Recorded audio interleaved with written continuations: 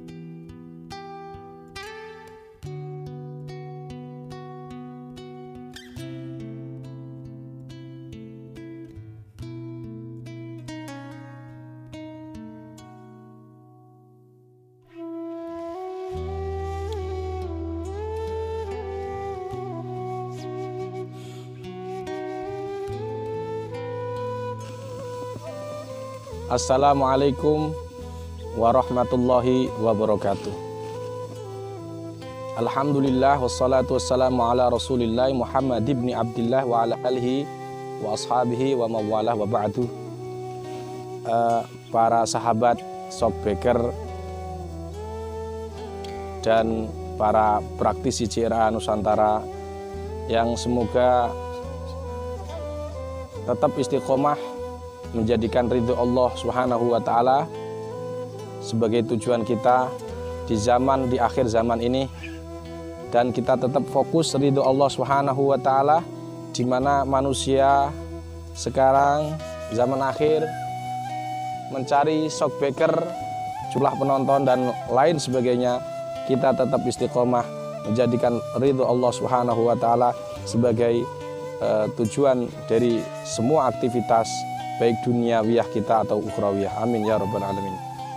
Baik, dalam video kali ini saya akan berbagi ilmu terkait sihir dan karomah.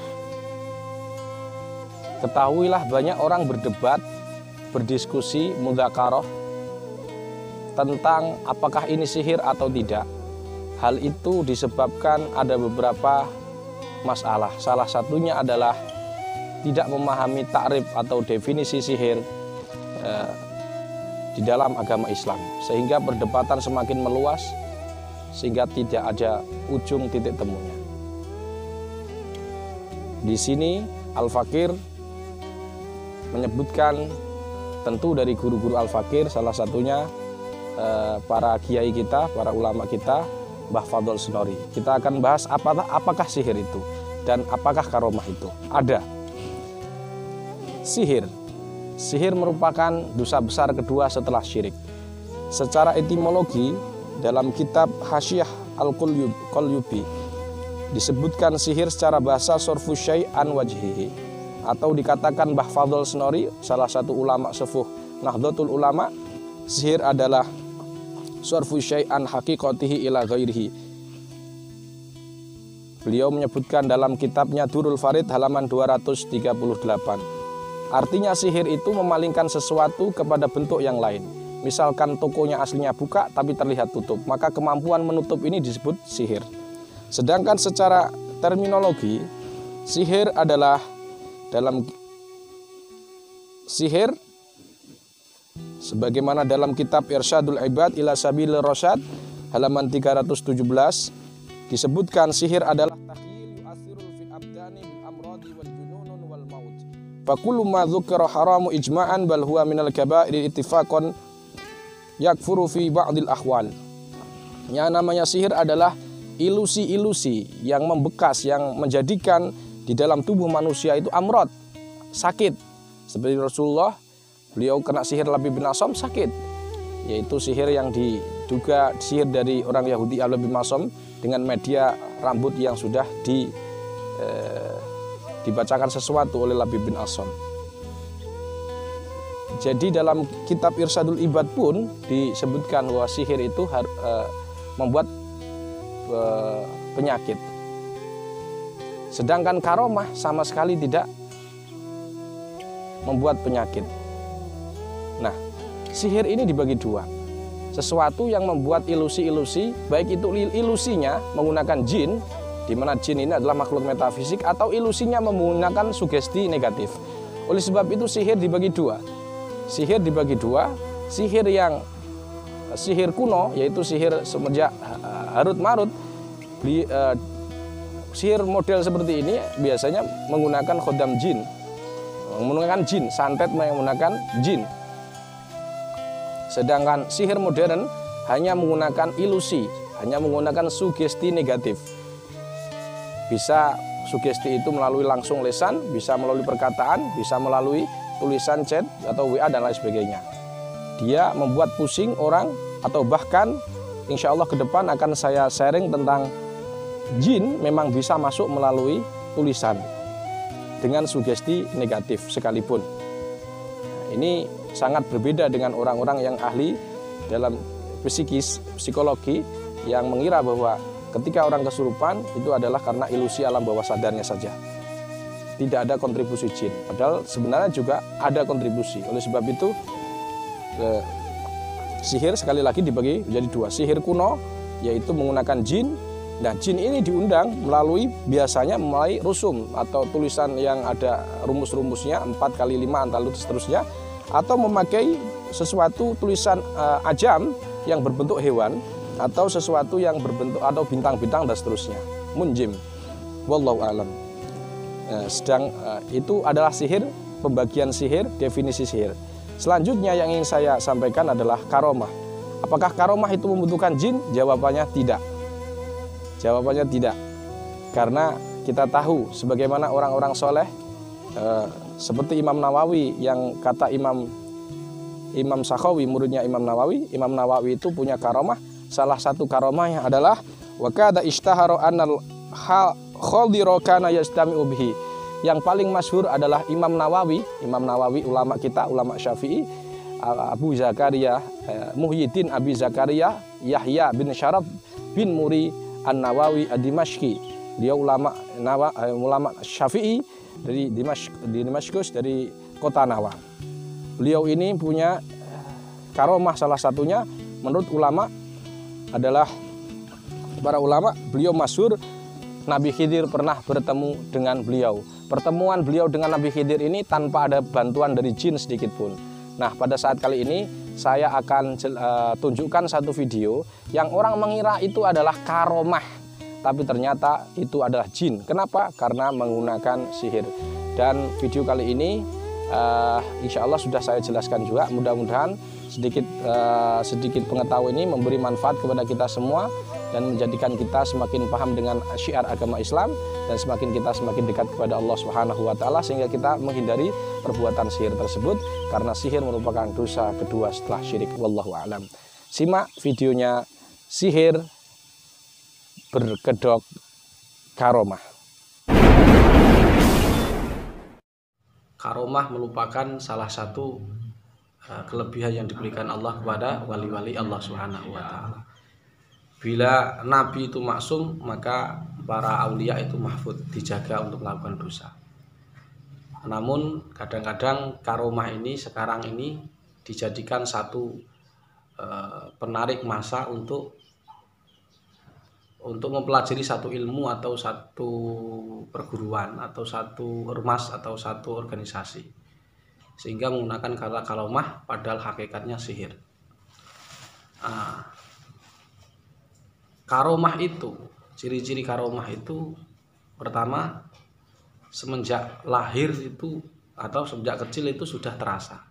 Contoh Imam Nawawi itu semenjak kecil sudah umur 7 tahun tahu namanya beliau itu Lailatul Qadar. Jadi ketika di rumah dia melihat sinar yang begitu luar biasa pada malam ke-27 Ramadan.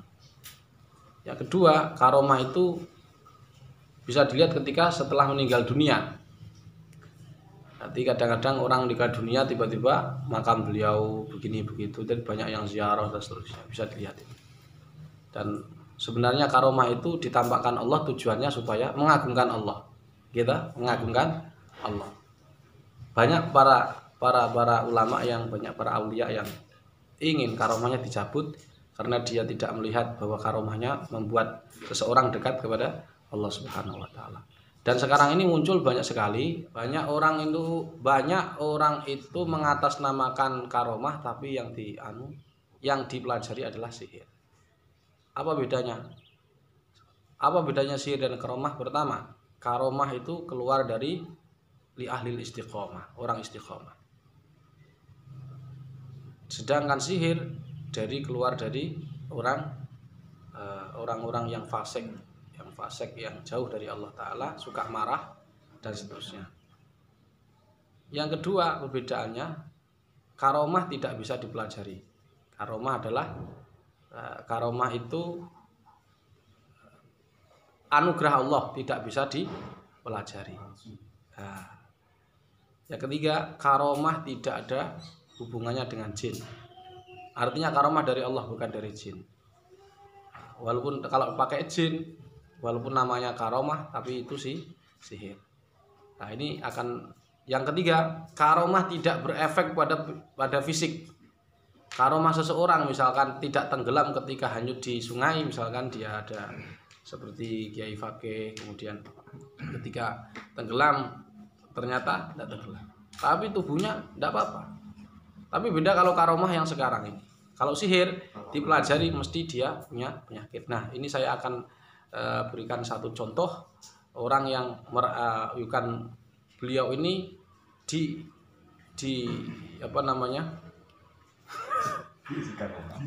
diisi karomah loh. Yang isi bukan Allah tapi Bopo. Nah, kita akan tanya dulu keluhannya apa dan seterusnya. Baik, keluhannya apa? Keluhannya panjenengan. Sakit kepala terus kayak ngantuk terus punggungnya berat, dadanya sesak enggak? Saya tanya, jenengan yakin punya karomah? Itu dulu ritualnya bagaimana? Jangan nyebutkan organisasi ya. Oke. Ritualnya makan kertas, terus masuk ke kolam yang ada bunga-bunganya sudah dirituali ya, terus mandi, kemudian setelah mandi baru stempel punggungnya. Stempel dia pakai sesuatu ya. Kalau boleh tahu stempelnya itu kalau kamu lihat ada gambar bintangnya enggak? Kayak kurang jelas Gus. Saya nggak paham terlalu jelas. Jadi kayak tulisan atau apa gitu. Di stempel itu di sini di punggung. Oke. Terus ini pengen sembuh enggak? Pengen. Ikhlas dikeluarkan penyakitnya. Nah, jadi ini. Tapi kalau dia bilang yang memasukkan itu namanya apa? Istilahnya. Ilmu apa itu? Untuk apa maksudnya? Untuk pengisian gitu. Pengisian apa itu? Karomah. Ya, jadi nanti kita tes apa betul itu karomah atau sihir. Ya, gak usah khawatir, tapi yang penting ikhlas. Ikhlas karena Allah atau karena janda? Karena Allah, insyaallah. Oke. Enggak apa-apa, oke. Bukan saya menunduk, nyambung ke Allah. Bismillahirrahmanirrahim. Bismillahirrahmanirrahim. Alhamdulillahirabbil alamin. A'udzu billahi minasyaitonir rajim. Asyhadu an la ilaha illallah. Wa asyhadu anna Muhammadar Rasulullah. Alhamdulillahirabbil alamin. Allahumma shalli ala sayyidina Muhammad wa ala ali sayyidina Muhammad. Ya Allah, Ya Allah, Ya Allah, Ya Allah, Ya Allah, Ya Allah, dengan barokah dengan barokah ayat-ayat ayat-ayat Al-Quran Al-Quran yang yang akan dibacakan kepada hamba. Jika dalam tubuh hamba dalam tubuh hamba ada gangguan bangsa jin atau sihir atau ain, hamba mohon kepadamu ya Allah keluarkanlah ya Allah keluarkanlah ya Allah amin ya rabbal alamin sembuhkan hamba ya Allah amin innama amruhu idza arada syai'an ayyaqula lahu kun fayakun subhanalladzi biyadihi malakutu kulli syai'in wa ilaihi turja'un. Kamlut menunduk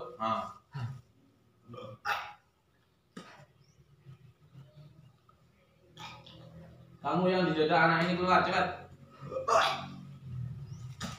Ayo kamu yang di dada ini keluar cepat. Kamu yang dimasukkan yang di dada. Saya tahu kamu di situ, ya. Dia sudah bertobat kepada Allah Subhanahu wa taala. Ya. Kamu sudah lagi kamu jangan lagi ganggu di sini. Kamu keluar ya. Saya tanya baik-baik kamu yang di dalam. Kamu sudah Islam belum? Belum. Loh, lah ini orang sudah Islam kok. Tak maju biar dengar suaranya. Ini sudah Islam kok. Kok kamu belum Islam? Kamu dari mana? Dari mana? Asalmu? Gunung. Kamu masuk anak ini apa tujuannya? Disuruh. Kamu ketarik atau disuruh? Disuruh siapa? Dukun atau gurunya? Dukun. Berarti santet. Bukan gurunya ya. Kamu masuk pas ketika dia mandi di kolam itu apa enggak? Iya. Oh, jadi pas dia ritual mandi di kolam itu ya, betul? Ya. Oke. Karena anak ini sudah Islam, maka saya tawarkan kamu Islam. Supaya kamu menjadi jin yang saleh.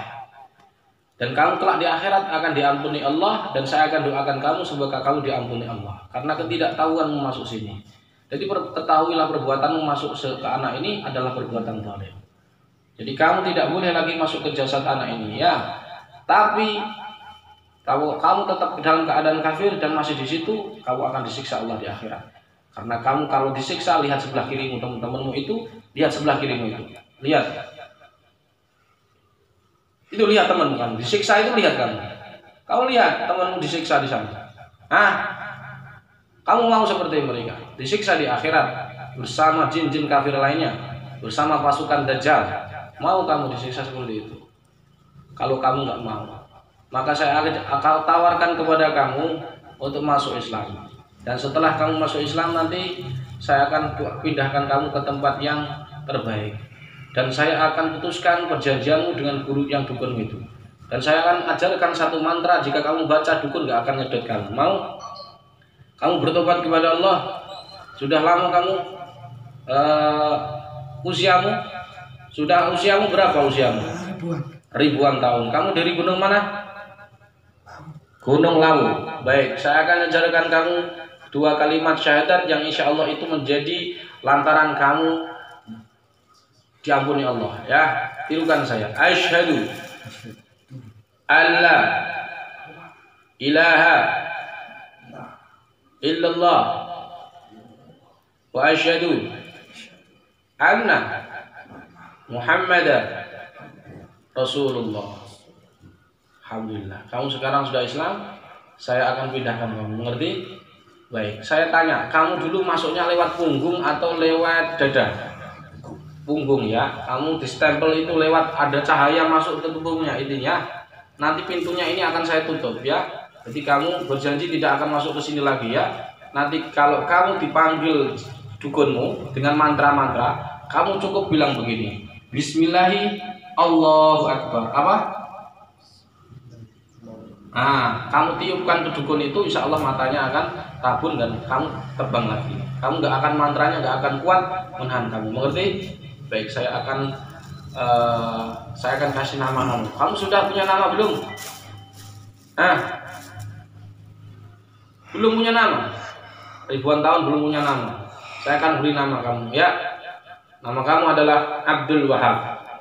Mau panggilanmu Mbah Wahab. Karena usiamu sudah tahun lalu, bertobatlah kepada Allah. Sudah ribuan tahun kamu durhaka kepada Allah, tidak pernah menyembah Tuhan yang menciptakan kamu. Sekarang kamu bertobat kepada Allah, dan saya akan perintahkan kamu harus istighfar dan janji kepada Allah, ya, untuk tidak masuk ke jasad manusia lagi. Mengerti?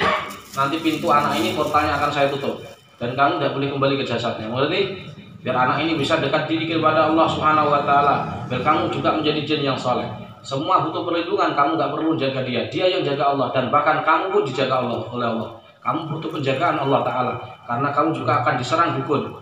Kamu harus juga dijaga Allah Ta'ala. Mengerti? Baik, saya akan tarik kamu dalam hitungan ketiga. Saya akan tarik kamu ikut pasukan Allah. Mengerti? Bismillahirrahmanirrahim. Di langit sana, lihat. Walillahi junudus samawati wal ardi walillahi junudus. Belakangnya walillahi junudus samawati wal ardi walillahi junudus samawati wal ardi kana Allahu azizan. Allahu akbar. 1, 2, pergi ke sana. Abdul Wahab. 2 dan Allah.